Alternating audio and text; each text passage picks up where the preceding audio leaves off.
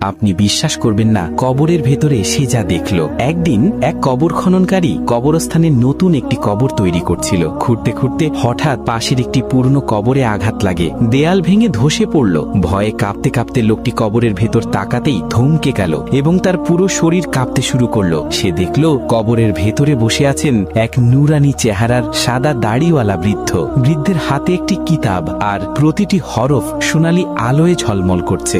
তিনি প্রশান্ত কণ্ঠে তিলাওয়াত করে যাচ্ছেন। হঠাৎ বৃদ্ধের দৃষ্টি পড়ল সেই কবর খননকারীর দিকে। তিনি হাত উঠিয়ে শান্ত গলায় বললেন, আল্লাহ তোমার উপর রহম করুন, কিয়ামত কি এসে গেছে? কবর খননকারী কাপা গলায় উত্তর দিল, না হুজুর, কিয়ামত আসেনি। আমি নতুন কবর খুঁড়ছিলাম, ভুল করে পাশের দেয়াল ভেঙে ফেলেছি। বৃদ্ধ মৃদু স্বরে বলবেন, তাহলে বেটা, আমার কবরের দেয়াল আবার ঠিক করে দাও, যাতে আমি আবার তিলাওয়াতে মগ্ন থাকতে পারি। কবর খননকারী সঙ্গে সঙ্গে সম্মানের সাথে দেয়ালটি মেরামত করে দিল। তার বুক কাঁপছিল, কিন্তু হৃদয় ভরে গেল এক অদ্ভুত প্রশান্তি আর চিন্তায়। যে দুনিয়ায় কোরআনের তেলাওয়াতে মগ্ন থাকে, আল্লাহ তার কবরকেও আলোয় ভরে দেন।